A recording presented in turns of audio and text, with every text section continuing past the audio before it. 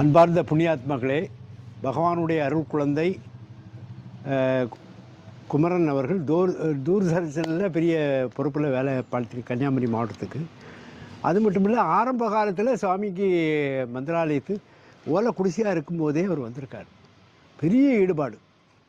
அவர் சின்ன பையனாக இருக்கும்போதே இங்கே வந்து தொடர்ந்து அவருடைய அந்த பணி மித்தமாக வர்றாரு. அது குஜராத்தில் இருந்தாங்க. குஜராத்தில் அவருக்கு எல்லா 4 மொழிகள் தெரியும். அப்படிப்பட்ட ஒரு புண்ணிய ஆத்மா. அவருக்கு அடுத்த பிறவியும் கிடையாதுங்கிறத சுவாமி உத்தரவு கொடுத்துட்டாரு.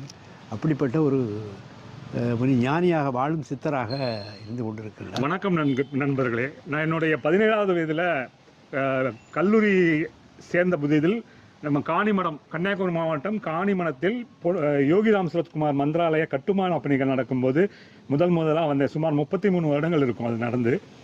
அப்பத்துலேருந்து இன்னைக்கு வரைக்கும் நான் பார்க்குறதுல